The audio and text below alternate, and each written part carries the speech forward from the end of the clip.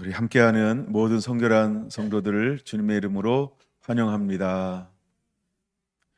예, 서울에서, 구미에서, 또 대구에서, 포항에서, 울릉도에서, 부산에서 우리 함께 예배하는 모든 성결한 가족들을 주님의 이름으로 축복합니다.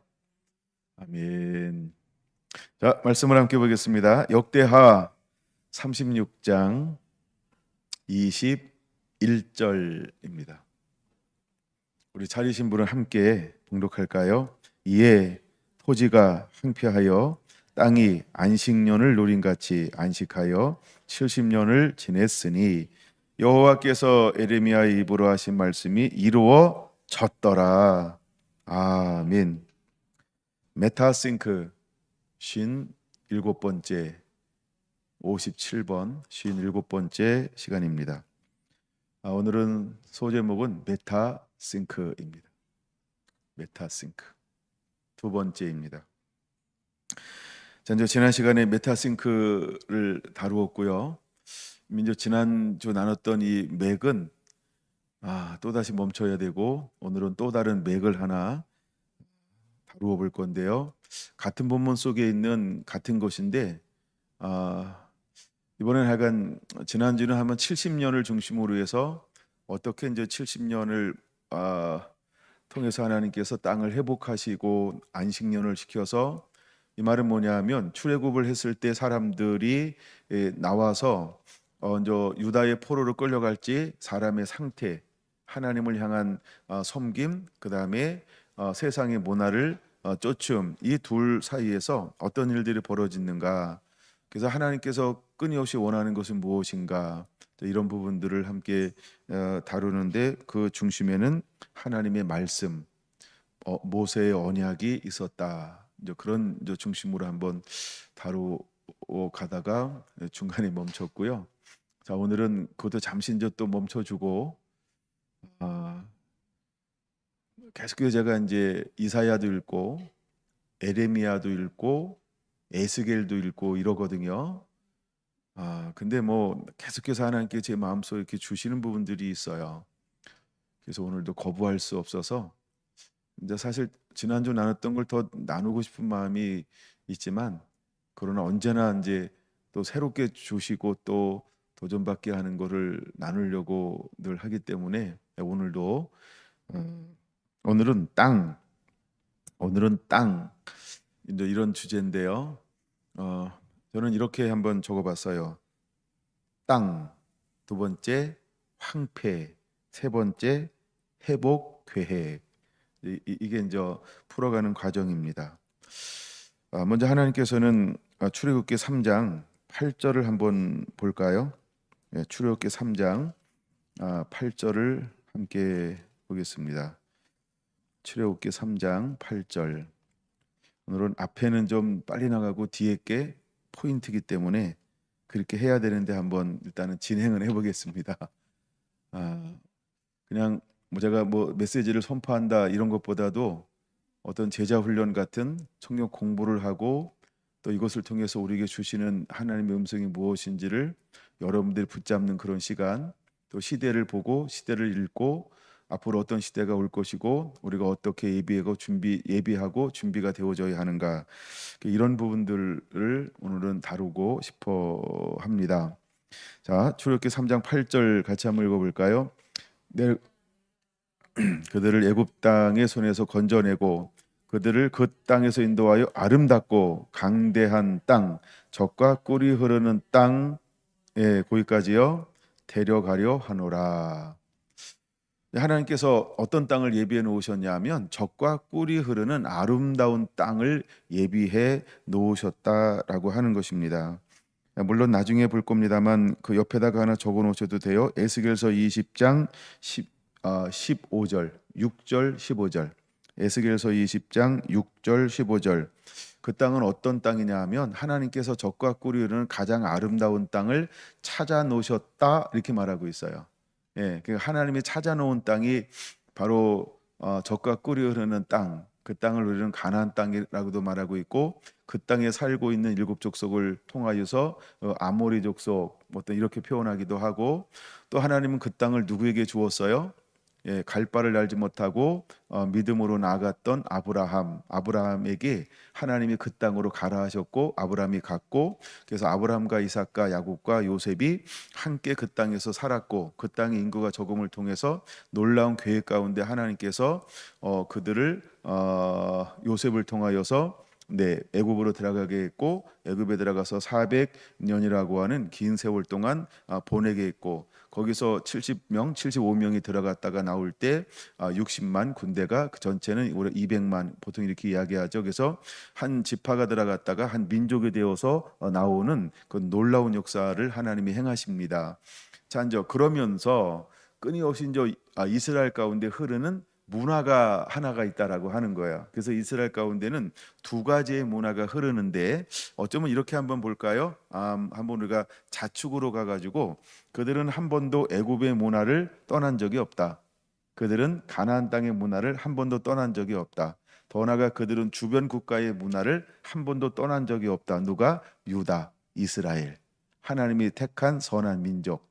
근데 하나님께서는 끊임없이 그들을 향하여 어떤 계획을 가지고 있어요? 남은 자, 아니요, 하나님의 거룩한 민족, 제사장 나라, 하나님의 유업이 되길 원했고, 하나님은 끊임없이 그들에게 뭘 요구해요? 야, 넌 구별된 자가 돼 라고 끊임없이 그들에게 요구하신다는 거죠. 근데 정말 인간아라고 하는 것처럼 이스라엘 민족은 끊임없이 어떤 것에 집착했어요? 그렇죠? 세상의 문화와 애굽의 문화와 이방의 문화에 집착이라는 단어를 쓰고 있는데, 하여간 그렇게 끌려가는 삶을 살아요. 그러면 이 배후에는 누가 역사하는 걸까? 한쪽에는 하나님이 역사하는데요, 이미 아담 이후에 타락함, 그 다음에 모두가 멸절돼서 노아가 구원받았어요. 근데 노아가 또다시 어떻게 돼요? 그렇죠? 술을 먹으면서 또다시 번성하는데, 또다시 하나님께 도전함, 이것이 바벨탑 사건, 또 하나님께서 전부를 흩었어요. 얼마나 시간이 지났을까? 그런 다음에 하나님이 니무롯이라고 말하죠. 근데 하여간 그들 다 허물어뜨리고 저 갈대아 우르에 살고 있는 한 사람을 발견했어요. 무엇을 보고? 충성됨을 보고. 그래서 하나님은 그를 통하여 또다시 놀라운 계획을 하나님이 세우기 시작하는 거죠. 무엇을 회복하기 위해서 끊임없이 하나님은 이 땅 가운데 사람을 찾고 있을까요? 그리고 하나님의 언약, 모세의 언약, 다윗의 언약, 이런 하나님의 언약, 약속을 하면서 끊임없이 하나님이 하고 있는 게 하나 있어요. 그게 뭐냐 하면, 하나님은 하나님을 섬기는, 순종하는, 경외하는 그 한 의로운 사람을 통해서 하나님은 일하시겠다라고 말하고 있다는 거죠. 이런 관점은 성경에 너무너무 많이 보여주고 있어요. 하나님은요, 한 사람을 통하여 일하신다. 한 사람이라도, 나는 그 한 사람만 있어도 나는 일할 거다. 난 그를 통하여 일할 거다라는 개념이 계속해서 성경에는 흐르고 있다라는 겁니다. 자, 이제 그 연장선상에서 하나님이 이제 출애굽을 하고 있는 장면이 기록되어져 있는 것인데, 그들을 어느 땅으로 인도하나요? 아브라함의 언약을 기억하사, 즉 이건 뭐냐면 하나님이 유대인들에게 약속해 준 거예요. 그래서 아름다운 땅. 근데 그 땅을 우리가 뭐라고 부르냐 하면, 하나님은 젖과 꿀이 흐르는 땅이다라고 부르고 있다라고 하는 것입니다. 근데 3장 17절 한번 볼까요? 내가 말하였거니와 내가 너희를 애굽의 고난 중에서 인도하여 내어 젖과 꿀이 흐르는 땅으로 이제 올라가게 하리라라고 하나님이 약속해주고 있다라고 하는 것입니다. 하나님은 끊임없이 젖과 꿀이 흐르는 땅에 대한 관심을 가지고 있고, 그 땅으로 우리를 인도하여 들을 것이라고 약속해주고 있다라고 하는 겁니다. 13장 5절로 넘어갈게요. 이거 앞뒤로 여러분들이 읽어보시고, 5절도 하나님께서 어디로 인도합니까? 내게 주시려고 내 조상들에게 맹세하신 바 젖과 꿀이 흐르는 땅에 이르게 하시거든 너는 라고 말하면서, 하나님이 그들을 끊임없이 어디로 인도하냐 하면 젖과 꿀이 흐르는 땅으로 하나님이 인도하시고 있다라고 하는 겁니다.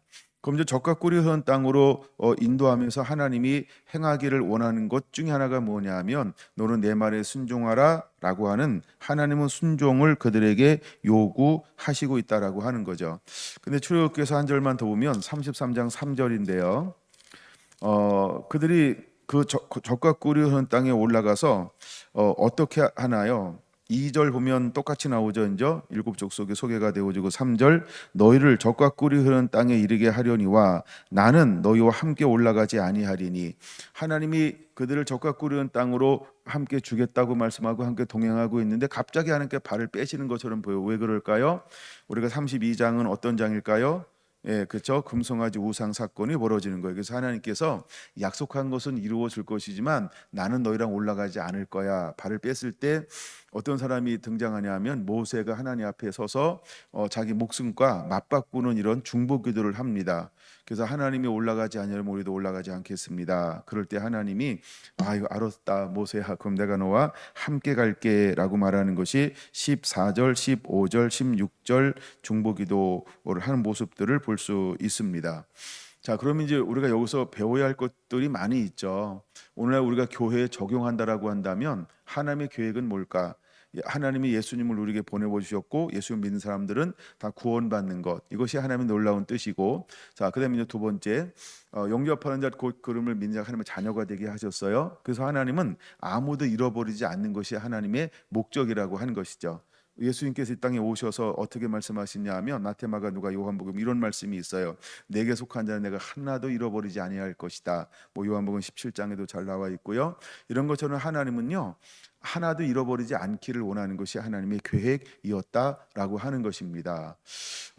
그런데도 끊임없이 사탄은 우리 가운데 들어와서 어떤 일을 행하냐 하면 우리를 불순종하게 만들죠. 이걸 우리는 미혹과 유혹한다라고 말합니다. 그리고 하나님의 영광을 하는 강체를 계속해서 혼미케 함으로 가려놓는 거죠. 그래서 우리로 하여금 어디에 끌리게 만들어요? 하늘의 것, 위의 것을 쫓는 것이 아니라 자꾸 땅의 것을 쫓아가게 만들어요. 그래서 우리가 안목의 정욕, 육신의 정욕, 이상의 자랑을 쫓게 만든다라고 하는 거죠.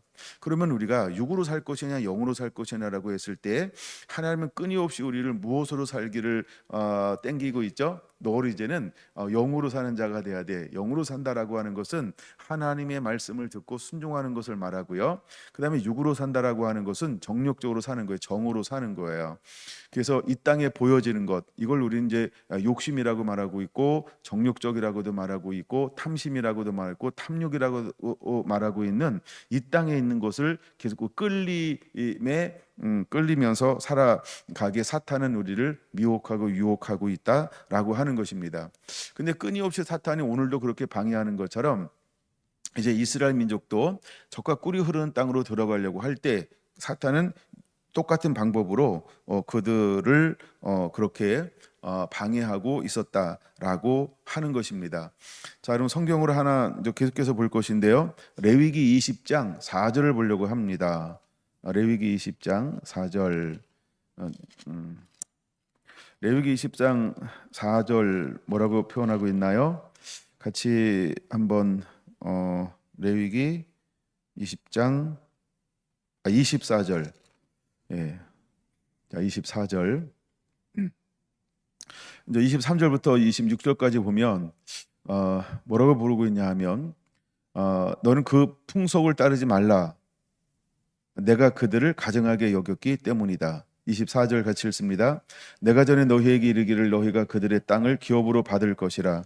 내가 그 땅과 곧 젖과 꿀이 흐르는 땅을 너희에게 주어 기업을 삼게 하리라 하였노라. 나는 너희를 만민 중에서 구별한 너희의 하나님 여호와니라. 아멘. 26절 너희는 나에게 거룩할지어다. 여호와가 거룩하고 내가 또 너희를 나의 소유로 삼으려고 너희를 만민 중에서 구별하였음이니라. 하나님의 계획은 언제나 동일하고 똑같다라고 하는 겁니다.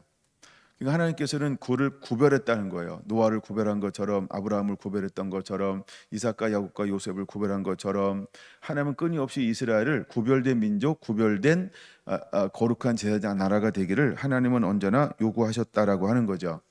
근데 세상은, 마귀는 우리를 끊임없이 어떻게 하고 있냐 하면 가증한 일, 세상의 풍속을 따라 살도록 우리를 미혹하고 유혹하고 있다라고 하는 것입니다. 그래서 우리가 하나님이 원하시는 나라를 온전히 소유하고 이룰 수 없는, 그래서 끊임없이 우리를 넘어지게 만드는 이런 역할들을 하고 있다는 것이죠.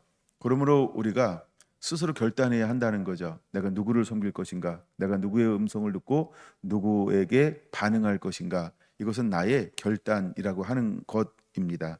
우리가 그런 부분에서 아름답게 세워지는 그런 은혜가 있기를 좀 원하고요. 이 앞부분은 제가 좀 빨리 나가지만 그다음 민수기 13장을 다시 한번 봅니다. 민수기 13장 드디어 이제 정탐꾼 사건에서 기록된 것들을 보면 그들의 리더들에게 하나님께서 무엇을 말씀하고 있냐 하면 이제 정탐꾼으로 리더들을 보냈다라고 하는 겁니다. 근데 27절 보니까 그들이 똑같은 걸 보고 왔어요. 뭘 보고 왔다고요? 적과 꿀이 흐르는데 그것은 이 땅의 가일이니라. 그럼 보낸 땅에서 그들이 뭘 보고 왔어요? 적과 꿀이 흐르는 것을 봤어요. 정말 하나님께서 약속하신 것처럼 적과 꿀이 흐르는 땅이라구나라고 긍정적인 것을 보았습니다. 근데 28절은 뭐로 시작합니까? 그러나, 여기서 말하는 그러나는 긍정이 아닌 부정을 의미하는 거죠. 그러나를 한번 볼까? 28절 시작. 그러나 그 땅 거민은 강하고 성읍은 견고하고 심히 클 뿐만 아니라 거기서 안악 자손을 보았으며 라고 말합니다. 네, 근데 그냥 그건 팩트예요. 사실이고 진짜 그런 거예요. 근데 그것이 그들에게는 뭐로 작동되어지고 있냐 하면 그래서 우리는 안 돼 라고 하는 그 팩트가 그들에게 무엇으로 다가왔을까요? 부정으로, 의심으로 다가왔다라고 하는 겁니다. 그러면 우리는 이런 것들을 볼 때 어떤 반응을 보일까요? 하나님은 분명히 우리에게 적과 꿀이는 땅을 주시겠다고 약속했어요. 근데 그걸 잃어버리는 것은 누가 잃어버리는 걸까요? 내가 잃어버리는 거죠. 나의 뭐 때문에 잃어버리는 걸까요? 그렇죠. 나의 생각이요. 내가 새롭게 판단하기 시작하는 거예요. 예, 그러므로 그 땅을 우리가 잃어버릴 수 있다라고 하는 겁니다. 14장 8절에서는 갈렙과 여호수아는 무엇을 결정할까요? 그들은 자기 생각을 하지 않고요. 하나님만 생각하고 하나님만 바라보죠. 그래서 저들의 신은 떠났고 우리 신은 하나님, 우리의 신은 우리와 함께한다. 우리 하나님이 함께한다. 그래서 그들이 뭐라고 두 가지를 고면합니다. 야, 우리는 하나님을 기쁘게 하자. 두 번째, 우리 하나님을 거역하지 말자. 두 가지를 그들에게 권면하고 있는 걸 볼 수 있어요. 그러니까 내 힘과 능으로 하는 게 아니고요. 우리가 하나님을 기쁘시게 하면 하나님이 하실 것이다. 우리가 하나님을 거역하지 않고 그분을 바라보면 신뢰하면 그분이 하실 것이다 라고 이렇게 선포하고 있는 것을 볼 수 있습니다. 이 시대를 살아가는 저와 여러분들은 어떤 믿음을 가져야 할까? 내가 하려고 할 때 너무 힘들죠. 우리가 해야 될 것은 두 가지라고 하는 거죠. 여호수아와 갈렙이 고백했던 것처럼 하나님을 거역하지 말고 하나님의 기쁨이 되라라고 하는 것입니다. 그럴 때 하나님께서 이 일들을 행하게 될 줄로 믿습니다. 근데도 불구하고 그 많은 사람들이 무엇을 하기 시작했냐 하면 하나님을 향하여서 불신에 가득 채워지기 시작했다라고 하는 겁니다. 자, 이제 이 사건이 이제 어쨌든 끝나요. 리더들은 다 죽고 그다음에 또 진행이 되어집니다. 그 정도 보고 넘어갈게요. 이제 16장으로 한 번 더 넘어올게요. 이제 13장이나 14장은 여러분들이 많이 좀 이렇게 다루었을 거라 생각을 들고 제가 16장을 이렇게 크게 다뤄본 적이 없기 때문에 좀 16장 한번 볼게요. 16장 1절 레위라는 데서 표시해 놓고요. 레위 정손 고핫의 손자 이스할의 아들 고라를 보는데 고라는 어느 지파라고요? 레위 지파라고 하는 걸 기억해 두세요. 루벤 자손 엘리압의 아들 다단과 아비람과 벨렛의 아들 온이 당을 짓고 이스라엘 자손 총회에서 택함을 받은 자 곧 회중 가운데서 이름 있는 지휘관 250명과 함께 일어나서 모세를 거스르니라. 이제 250명의 리더들이 일어나서 모세에게 반역을 끼하고 있는 거죠.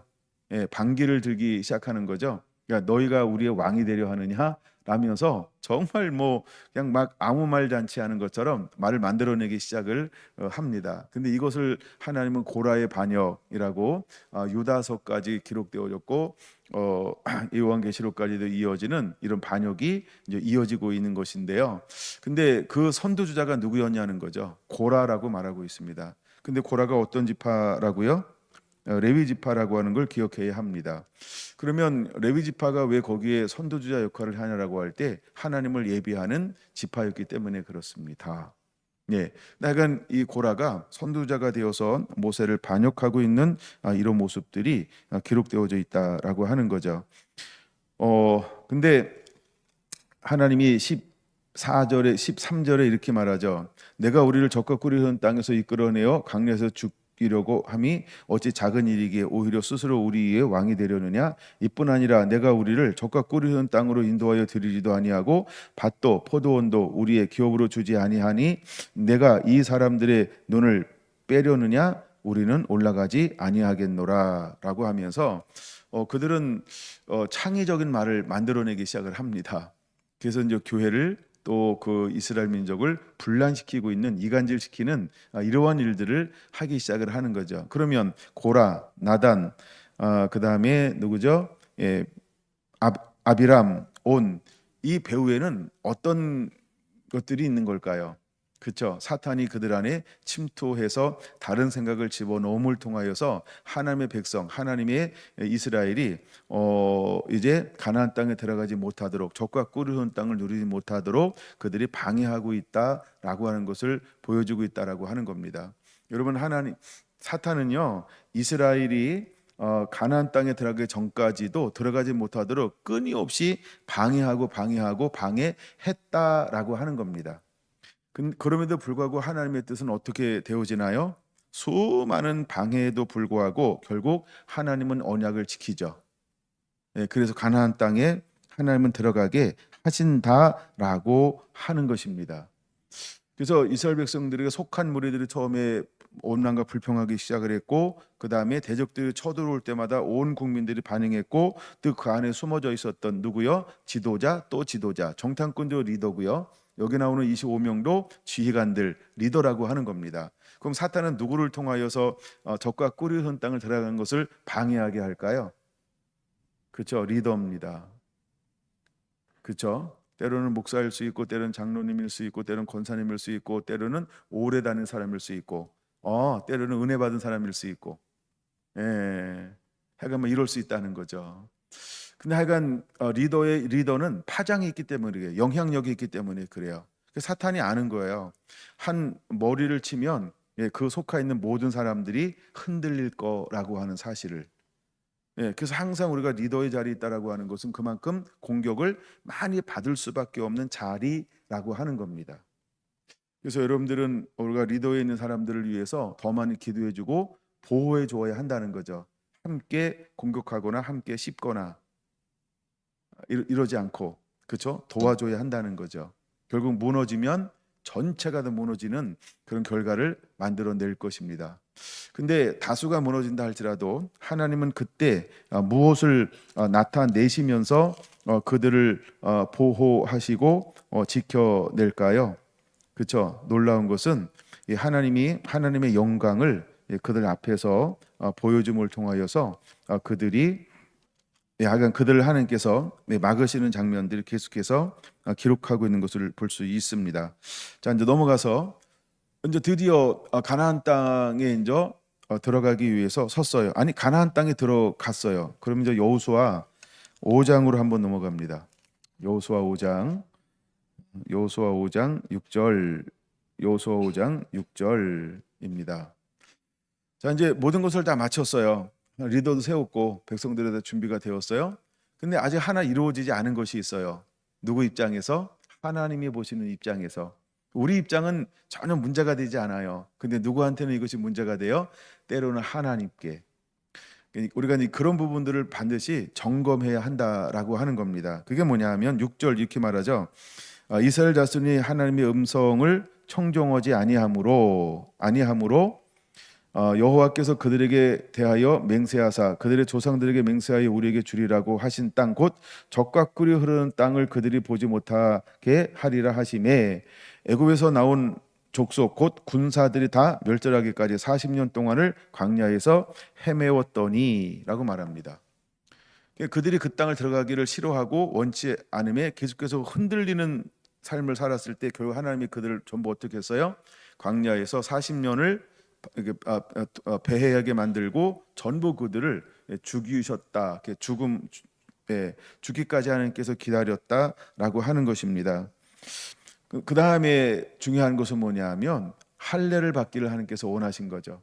왜냐하면 그들이 계속해서 이동하면서 어떤 기회가 없었어요. 할례를 시행할 수 있는 시간이 없었기 때문에 이제는 머물러서 할례를 행하는 그런 시즌들을 하나님이 보내신다라고 하는 겁니다. 그러니까 우리의 입장에서는 할례를 받는 것이 그렇게 중요하지 않을 수 있어요. 근데 하나님께서 무엇인가 새로운 일을 행하시기 위해서는 반드시 하나님은 무엇을 우리가 행하기를 원할까요? 하나님이 우리에게 맺었던 언약이요. 하나님과 우리 사이에 맺었던 언약이요. 이걸 우리는 아브라함의 언약이라고 말합니다. 그래서 아브라함에게 먼저 할례를 행하라고 한 언약을 맺었죠. 우리가 피의 언약이라고 말합니다. 근데 이제는 이 할례의 언약이 무엇으로 바뀌었나요? 예수님이 십자가를 지시고 속량함을 통하여서 이제는 우리가 예수님을 내 마음의 임금과 구주로 모셔드리는 거죠. 그래서 이제 이 부분을 일컬어서 우리가 뭐라고 표현하고 있냐면 성만찬이라고 하는 겁니다. 그래서 요한복음 6장에 말하고 있는 것처럼 예수님의 살과 피를 먹음으로 우리가 이제 성체 거룩한 몸으로 회복이 일어나야 한다라고 하는 것입니다. 이걸 우리는 거듭남이라고 표현할 수 있습니다. 근데 우리에게 이것이 그렇게 중요하지 않을 수 있어요. 어쩌면 간과할 수도 있죠. 근데 하나님의 입장에서는 무엇인가 새로운 일을 하기 위해서 우리가 어떤 몸이 되어야 할까요?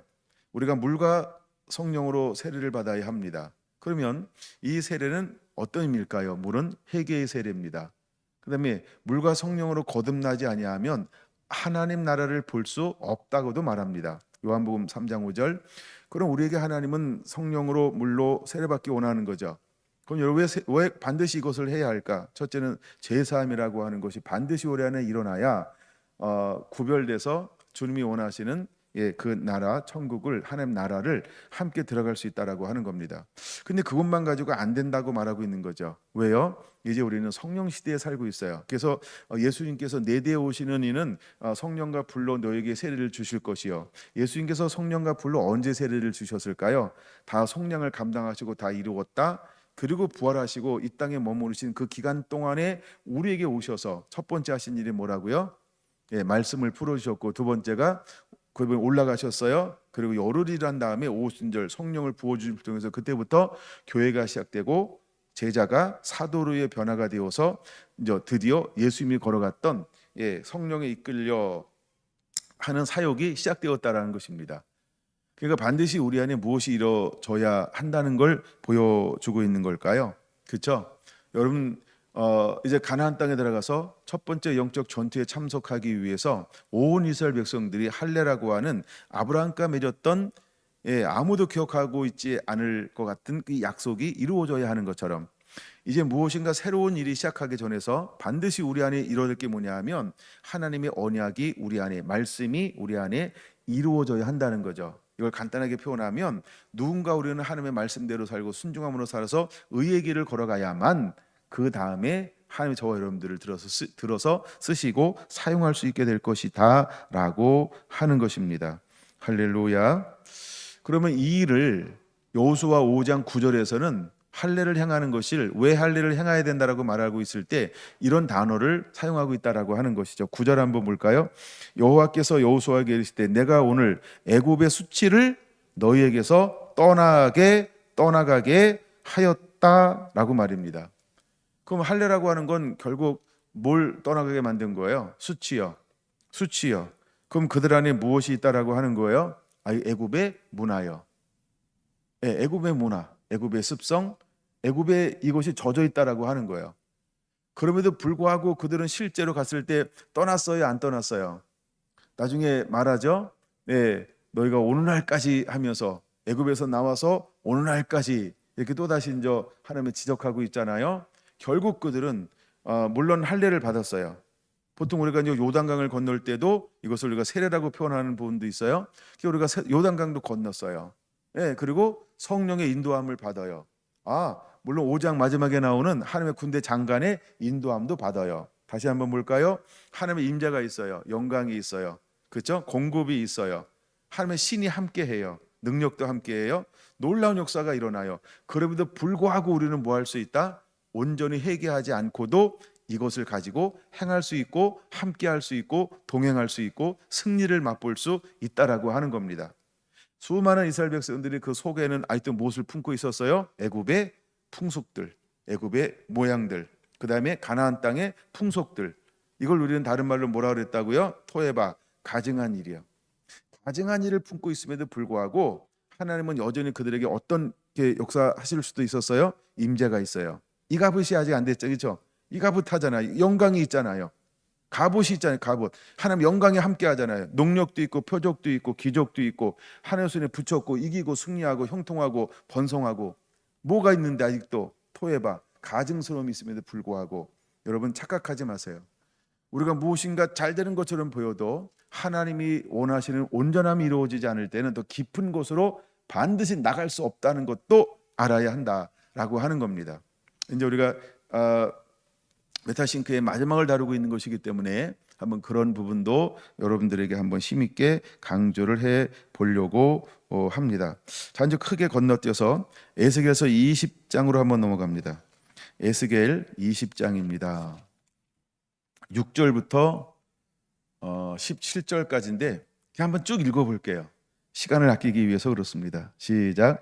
그날에 내가 내 손을 들어 그들에게 맹세하기를 애굽 땅에서 인도하여 내어 그들을 위하여 찾아두었던 땅 곧 젖과 꿀이 흐르는 땅이요 모든 땅 중의 아름다운 곳이 이르게 하리라 하고 또 그들에게 이르시기를 너희는 눈을 끄는 바 가증한 것을 각기 버리고 애굽의 우상들로 말미암아 스스로 더럽히지 말라. 나는 여호와 너희 하나님이라 하였으나 그들이 내게 반역하여 내 말을 즐겨 듣지 아니하고 그들의 눈을 끄는 바 가증한 것을 각기 버리지 아니하며 애굽의 우상들을 떠나지 아니하므로 내가 말하기를 내가 애굽 땅에서 그들에게 나의 분노를 쏟으며 그들에게 진노를 이르리라 하였노라. 그러나 내가 그들이 거주하는 이방인의 눈앞에서 그에게 나타나 그들을 애굽 땅에서 인도하여 내었나니 이는 내 이름을 위함이라. 내 이름을 그 이방인의 눈앞에서 더럽히지 아니하려고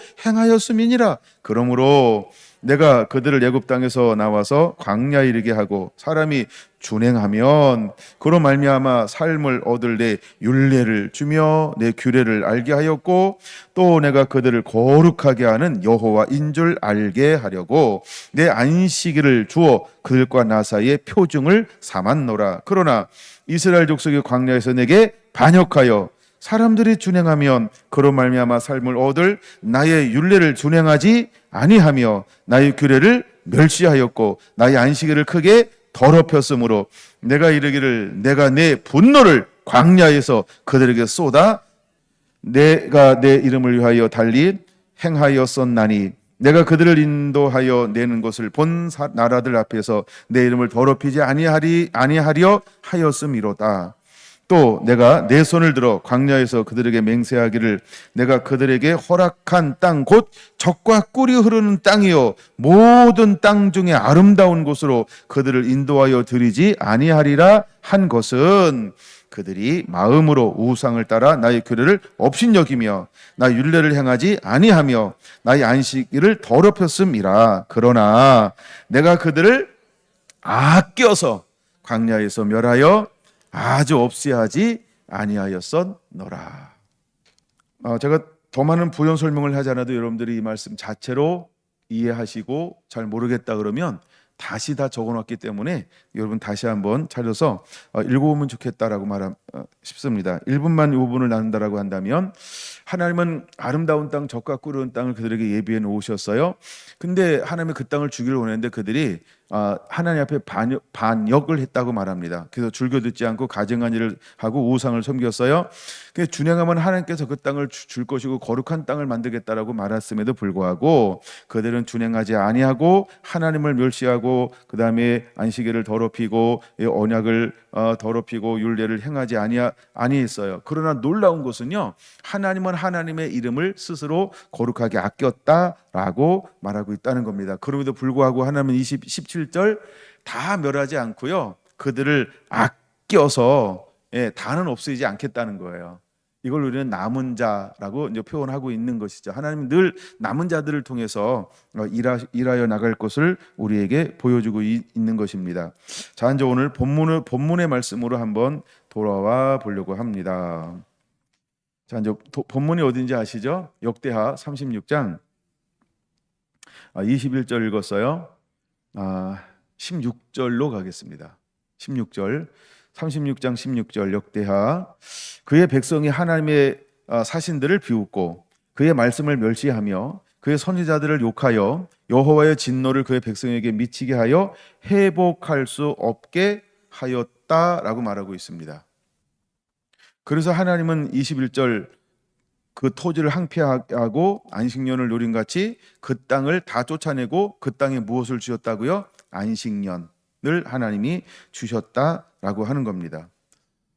그럼 보세요. 우리가 쭉 말씀을 살펴보았고 이미 에레미야 거는 에레미야를 안 찾아봤는데 좀 시간 되면 찾아볼게요. 에레미야와 에스겔을 통해서 하나님께서 이미 에레미야는 포로로 끌려가기 전에 예언한 거고 에스겔은 포로로 끌려간 백성들에게 왜 너희가 포로로 끌려가고 내 민족이 멸망했는지 알아? 너희가 하나님을 진노케 한 거야. 어떻게 진노케 했는지 알아? 이렇게 진노케 했지. 이걸 보여주는 게 에스겔이라는 거예요. 에레미야는 이렇게 했기 때문에 하나님께 너희를 포로로 끌어갈 거야. 잔말 말고 바빌론에게 그냥 끌어가 순종해. 그렇게 하는 게 하나님의 뜻이야. 이 말씀을 하는 것이 이제 예레미야라고 하는 겁니다. 자, 근데 이제 이 단어를 가지고 한번 이제 살펴보는 것인데 여러분에게 반드시 은혜가 됐으면 좋겠다라고 생각합니다. 너무 빨리 오다 보니까 이해가 되는지 모르겠어요. 약간 뭐 제 스타일은 아닌데 어쨌든 굉장히 빠르게 나눴습니다. 근데 마지막 남은 것도 빨리 다루고 싶은 마음이 막 갑자기 생겨가지고요. 큰일 났어요. 이거는 재밌게 해야 은혜가 되는데요. 약간 뭐 은혜를 포기하고 빨리 나눌 수도 있어요. 한번 해볼까요? 저는 이걸 읽으면서 어떤 생각을 했냐 하면 회복할 수 없게 하였다. 오늘 우리는 어느 시대를 향하여 달려가고 있나요? 똑같아요. 회복할 수 없는 시대를 향하여 달려가고 있는 거예요. 그렇죠? 노아의 홍수 왜 일어났을까요? 회복할 수 없게 돼서요. 소돔과 고모라 땅 왜 멸망받았을까요? 회복할 수 없게 돼서요. 우리가 아까 읽었던 고라 자손들이 어떻게 죽었는지 아시죠? 땅이요 입을 벌렸대요. 그러니까 지진이 일어난 거죠. 그래서 다 땅에 삼켜버렸대요. 왜 그랬을까요?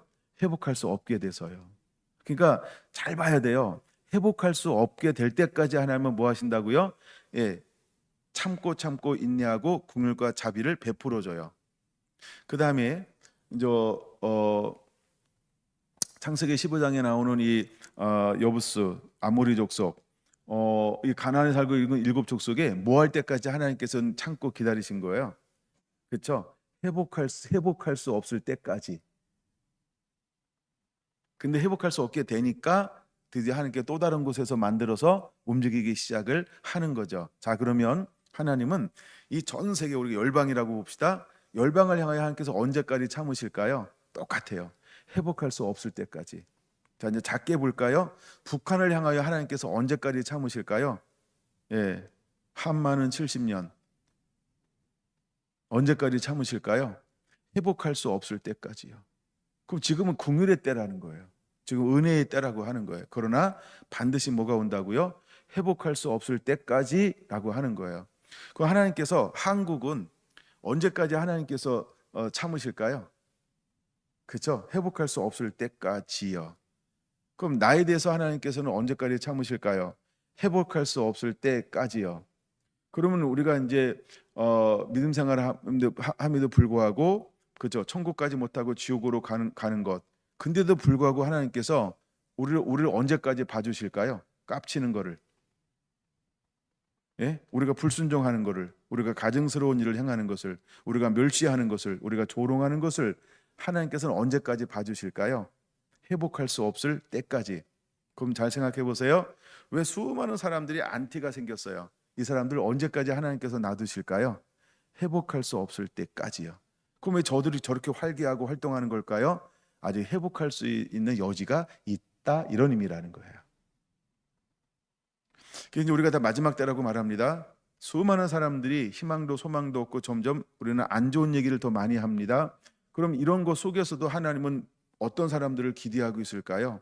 말씀으로 사는 사람, 순종하는 사람, 의의 사람들, 빛을 발하는 사람들, 이름도 빛도 없이 잠잠히 살아가는데 하나님 앞에는 너무 사랑스러운 사람들 있을까요? 없을까요? 여기 앉아 있잖아요. 집에들 앉아 계시고 각 처소에서. 그런 것처럼 우리가 말씀에 순종하는 사람들이 있는 거예요. 근데도 불구하고 우리가 그러니까 교회가 더 좋은 것 같아요? 세상이 더 화려한 것 같아요? 넓은 길로 가는 게 굉장히 편해 보이잖아요. 근데 하나님이 언제까지 참으시냐라고 할 때 회복할 수 없게 하였다라고 하는 이 단어를 꼭 기억하라는 거예요. 그래서 하나님이 뭐 하는 거예요? 바벨론을 들어서 유다를 멸망시키는 거예요. 그리고 포로로 끌려가게 만드는 거죠. 그리고 그 땅을 어떻게 만들었어요? 폐허로 만드는 거예요. 진공 상태, 아무도 거하지 않는 땅. 그래서 하나님께서 그거를 우리가 휴경인데 하여간 그게 안식을 취하게 만들어 버려요. 예, 이게 하나님의 방법입니다. 하나님이 이 일들을 행하시고 있다라고 하는 것입니다. 자, 이제 약간 제가 누조하게 끌었고요. 예레미야 25장으로 보겠습니다. 이 부분을 예레미야 25장으로 봅니다. 15절부터 29절까지로 이렇게 제안해서 좀 보려고 합니다. 예레미야 25장이요. 물론 저 11절, 12절에 70년 동안이란 단어를 그냥 여러분들이 살짝 눈으로 흘겨 보시기 바랍니다. 자, 그러면서 15절 진노의 술잔을 받아가지고 내가 너를 보내는 바 그의 모든 나라로 하여금 마시게 하라. 자, 이제 마시게 하라 이거 전부 표시를 해놓으면서 봐야 됩니다. 19절 그들이 마시고 17절 여호와의 손에 그 잔을 받아서 나로 보내신 바 그의 모든 나라로 마시게 하되, 여기서 말하는 모든 나라는 정말 we are the world, 그러니까 전 세계를 말하는 거예요. 세계는 하나다가 아니고 전 세계를 말하는 거예요. 모든 나라요. 자, 이제 18절부터 나옵니다. 누가 진노의 잔을 마시게 하라고 말씀하고 있을까요? 누구도 진노의 잔을 마셔요? 18절 예루살렘 도, 그 다음에 유다 도, 유다의 왕도, 유다의 고관들도 진노의 잔을 마시게 하라는 겁니다. 이들이 어떤 삶을 살았기 때문에요. 이미 우리는 이것을 지금까지 나눴습니다. 이해가 되시는 거죠? 된다고 해주세요. 짧게 하게.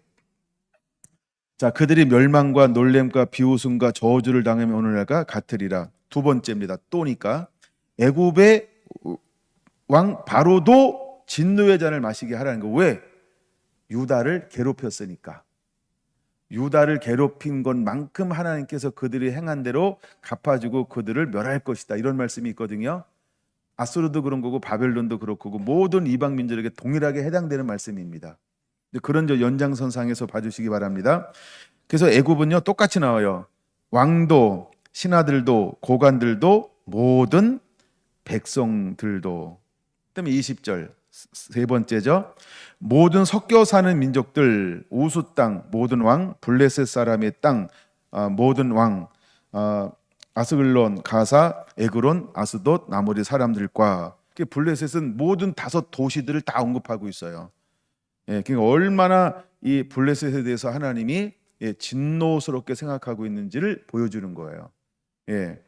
그 다음에 에돔, 모압, 암몬, 늘 그 주변에서 늘 속 시끄럽게 했던, 제일 속 시끄럽던 사람이 이 네 나라죠. 네 민족인가요? 나라죠. 그러니까 암몬, 모압, 에돔, 그 다음에 블레셋이었습니다. 그 다음에 두 번째 또 속 시끄럽게 했던 사람들은 누굴까요? 두로와 시돈입니다. 그 다음에 바다 건너의 섬들의 왕들, 그레데라고 하는 하여간 그 섬들에서 계속해서 침범하여 블레셋도 그 섬에서 일로 넘어온 거죠 결국은. 그 다음에 드단, 데마, 부스, 그 다음에 살적을 깎는 모든 자, 아라비아의 모든 왕, 광야에 섞여 사는 민족들의 모든 왕, 시무리의 모든 왕, 엘람의 모든 왕, 메대의 모든 왕, 북쪽 원근의 모든 왕, 지면에 있는 세상의 모든 나라로 뭐라고요? 진노의 잔을 마시게 하라는 겁니다. 지면에 있는 세상의 모든 나라, 전 세계죠. 이 당시는 여기서 언급하는 나라를 전 세계라고 표현하고 있는 거예요. 이 당시는요. 이 당시는 이게 전 세계라는 표현이에요. 예, 보통 우리가 이제 사도행전에서 하는 아시아로라고 할 때 그게 땅끝이라는 개념이었어요. 그 시대에는 그게 땅끝이라는 개념이었던 것처럼, 그 다음에 세삭, 세삭은 뭘까요? 처음 들어보는 이름일 수 있죠. 성경을 읽어도 어머 세상에 세삭이 있었네. 이거는 바벨론을 칭하는 겁니다. 그래서 옆에 이제 이렇게 혹시 단어 해석해 놓은 거 있으면 참고하셔서, 세삭은 바벨론을 말합니다. 그래서 마지막으로 하나님께서 바벨론도 딱 찍어서 그 후에 마시리라. 근데 이제 여기서 말하는 바벨론은 투 트랩이에요. 하나는 실제 바벨론, 두 번째는 영적 바벨론. 이 두 가지를 다룬다. 많은 신학자들이 그렇게 보고 있습니다. 그래서 약간 이제 세삭을 마지막으로 마시게 할 것이다. 요한계시록에도 마지막에 이제 바벨론 나오죠. 그래서 이거는 하나는 실제 바벨론, 또 하나는 영적 바벨론, 이런 두 가지 개념으로 말하고 있다라는 겁니다. 자, 근데 지금 이들에게 하나님은 무엇을 예비해 놓으셨다고요? 진노의 술잔을 예비해 놓으신 거예요. 그러니까 마지막 때 이들에게는요, 술잔이 돌아가는데, 근데 이것을 전부 마시도록 하나님께서 뭐 해놨다고요? 명령해 놓으셨다는 거예요. 그래서 28절 마지막 부분 보세요. 너희가 반드시 마셔야 하리라. 이건 피할 수 없다는 거예요. 반드시 마시게 되어져 있다라고 하는 겁니다. 그러면 이 말은 제가 어디로부터 시작했어요? 역대하 36장 16절 그 옆에다가 적어 놓으세요. 뭐 어디다 적어 놓든 15절에다 적어 놓든 28절에 적어 놓든 옆에다 하나 적어 놓으세요.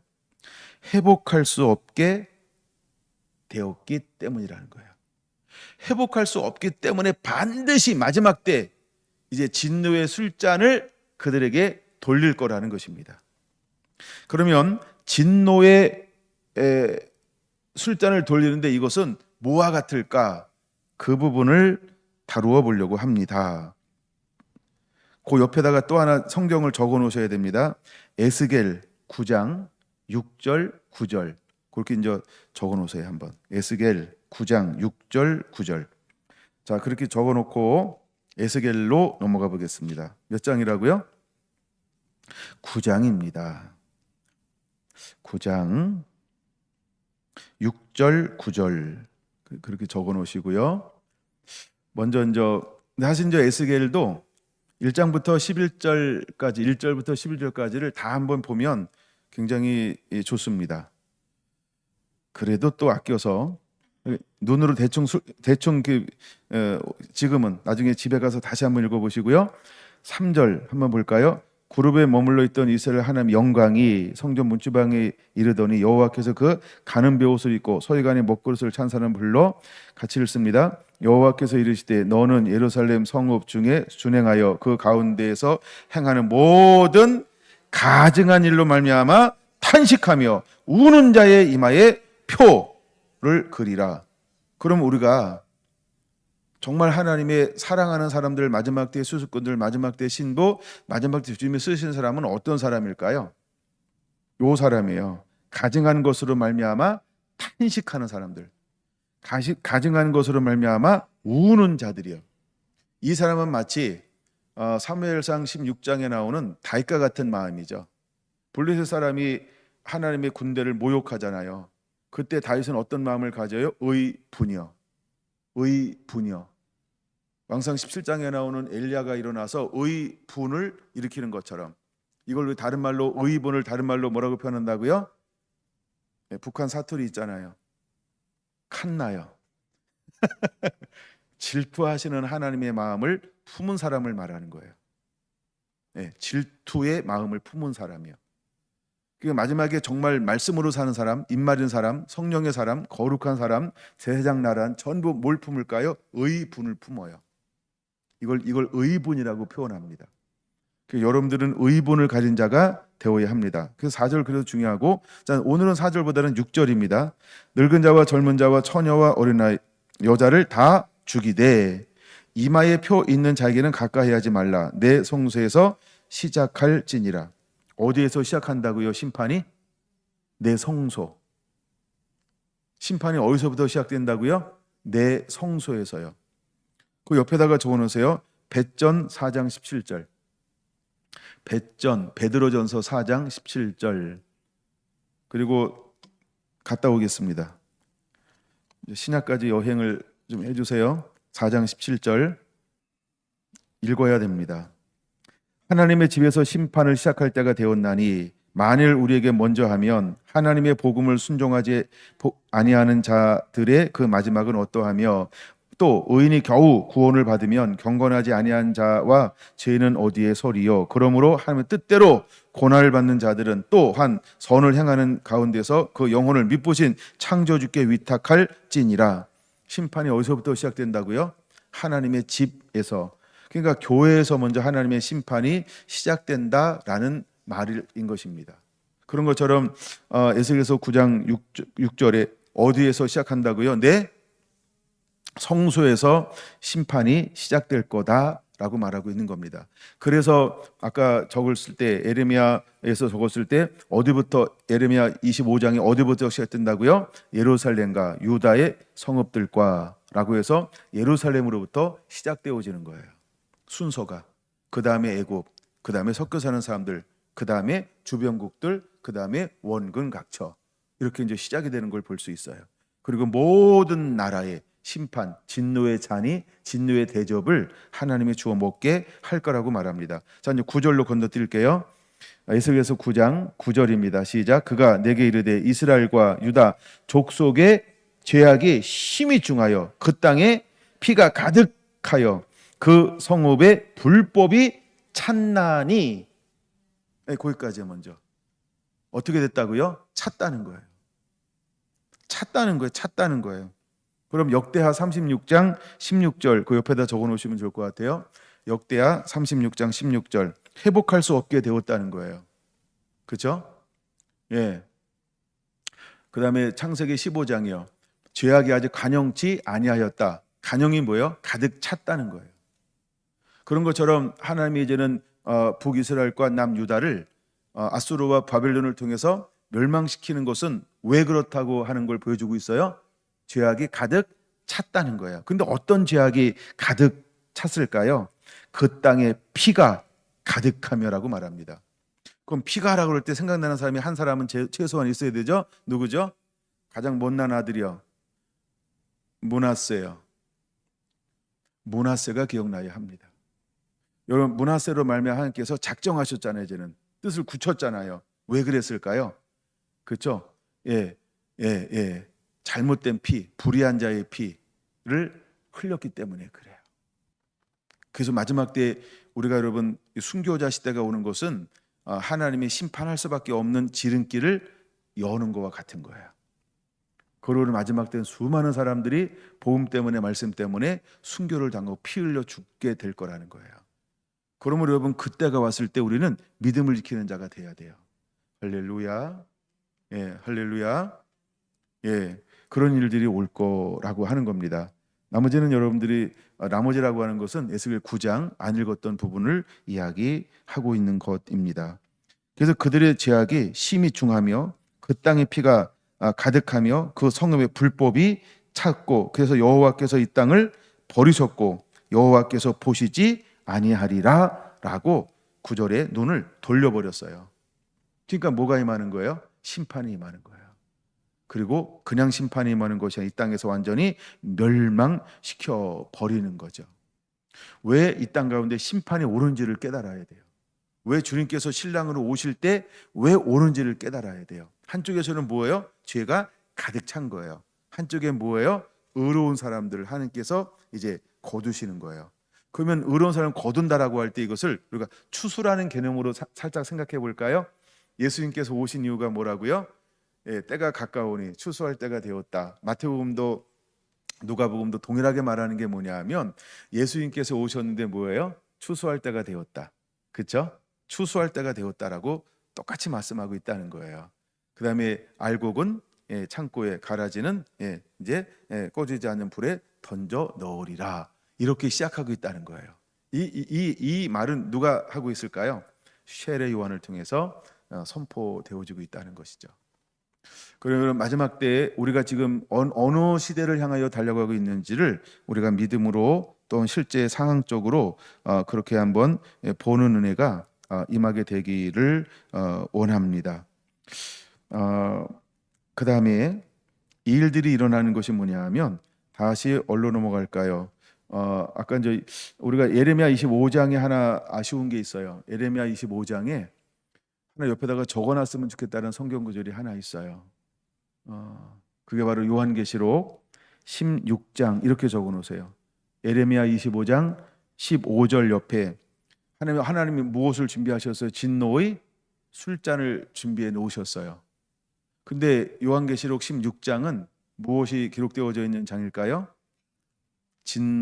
진노의 대접 재앙입니다. 그러면은 예레미야 25장 15절은 진노의 술잔은 무엇과 같은 잔일까요?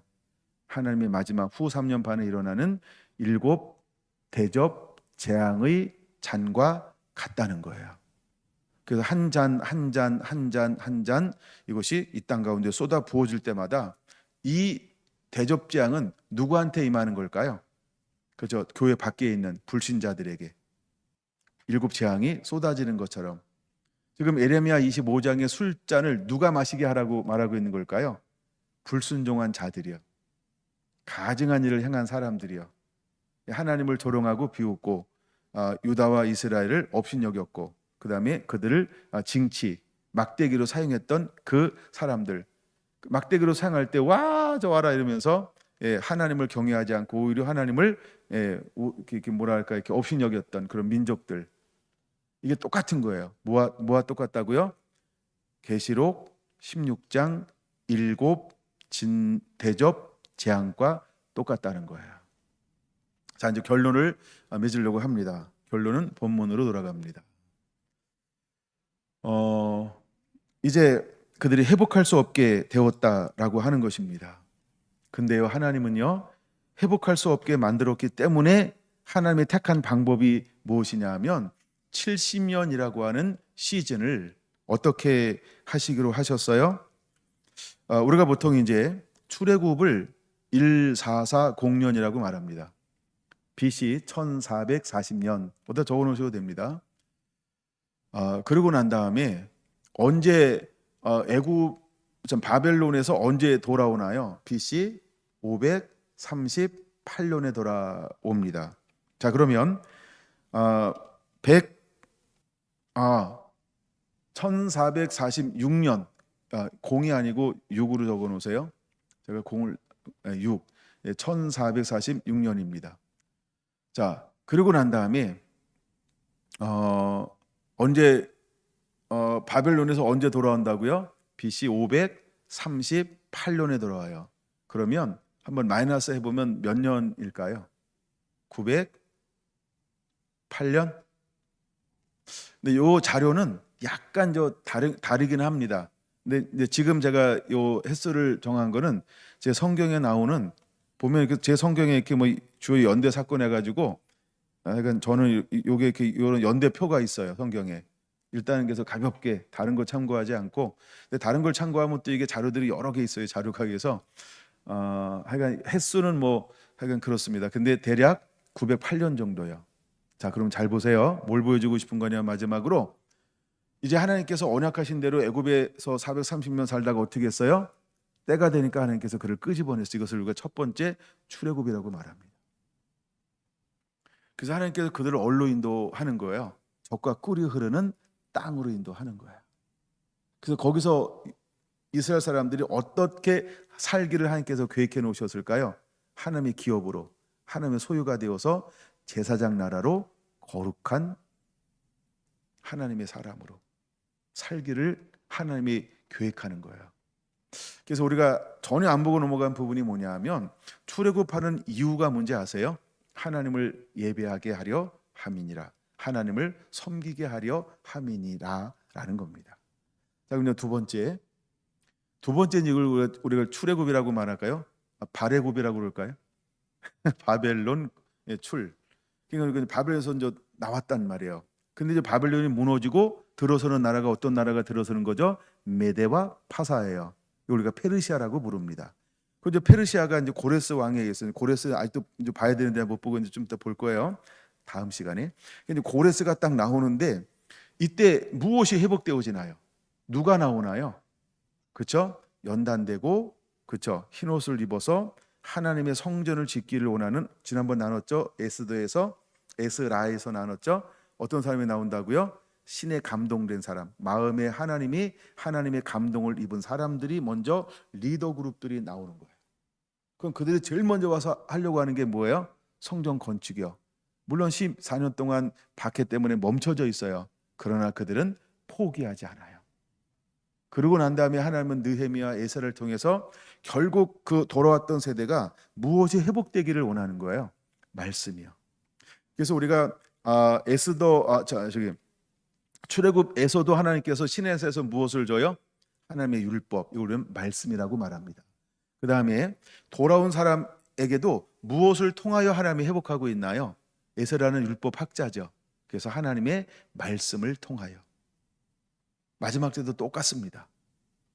마지막 때도 우리가 무엇으로 회복되고 무장되어져야 할까요?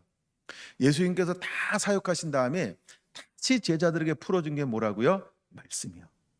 마지막 주님께서 우리에게 어떤 사역을 하기 위해서 한 사람을 먼저 보냈어요. 갔다 오게 만들고 읽는 자와 듣는 자와 지켜야 하는 자가 복이 있다라고 말씀을 하셨어요. 그러면서 이것을 아는 사람 보고 세 가지 하라고 말씀하셨다고 말씀드렸죠. 증인이 되라, 증언하는 자가 되라, 그 다음에 증거하는 자가 되라. 오늘은 똑같다 그랬어요. 마르티스. 근데 마지막 주에 오실 길 예비한 사람들은 또다시 무엇을 먹고 무장해야 할까요? 이것을 우리는 요한계시록 10장이라고 보는 거예요. 자, 그러면 여기에 공통점이 하나 있어요. 전부 하나님이 어떤 방법으로 일하시나요? 하나님이 임하시고 하나님께서 무엇을 주세요? 하나님의 계시, 하나님의 약속인데 이걸 우리는 말씀이라고 말합니다. 할렐루야, 할렐루야. 그러므로 오늘 이 시대에도 우리는 무엇으로 충만한 자가 되어야 할까요? 하나님의 말씀이요. 그러면 우리는 말씀을 사모하는 자가 되어야 합니다. 반드시 이 말씀을 가지고 있는 자가 되어야 합니다. 그래서 하나님은 마지막 때 되어질 일을 선지자들에게 말씀하지 아니하고는 행하심이 없다고 말합니다. 마지막 때 영적 기갈이 일어나는데 이것은 하나님의 말씀을 듣지 못할 기갈이 온다라고 말합니다. 그래서 하나님께서 마지막으로 하기를 원하는 게 뭐냐 하면 세 번째, 요한계시록 3장 18절 세 번째 사역이 뭐라고요? 안약을 사서 눈에 발라 보는 자가 되라고 말합니다. 왜? 사탄이 무엇을 하기 때문일까요? 고린도후서 4장에 보면 영광의 복음의 강체가 우리 마음에 비치지 못하게 함이니, 그래서 영광의 복음의 강체, 하나님의 말씀이 우리 안에 비춰지지 못하게 만들어요. 그래서 우리를 우둔하게 만들어요. 미련하게 만들어요. 그래서 방황하게 만들죠.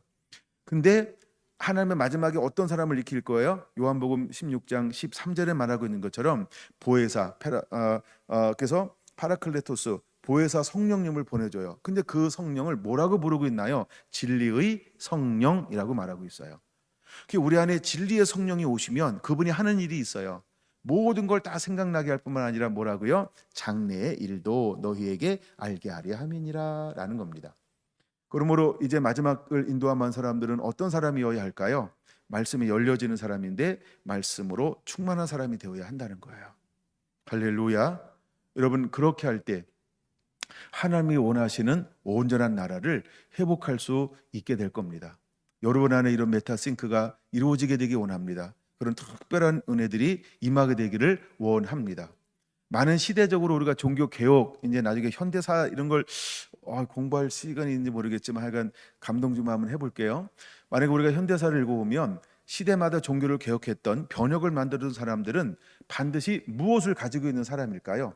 복음이라는 겁니다. 근데 복음을 가지고 있었는데 그 시대는 그 사람들을 어떻게 취급했을까요? 전부 다 이단이라고 말했다는 거예요. 대부분이 이단이었습니다. 일단 한번 해보자 이런 사람은 없어요. 무조건 2단부터 출발합니다. 요즘엔 D로 가죠. 네.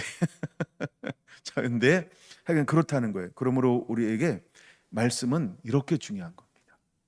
여러분, 계속해서 우리가 말씀을 보면서 그냥 말씀, 성경, 바이블을 보면서 주연에게 말씀을 깨닫게 해주세요. 말씀을 열어 주시옵소서. 사모하고 또 사모하는 그런 은혜가 임하게 되기를 원합니다. 기도하겠습니다.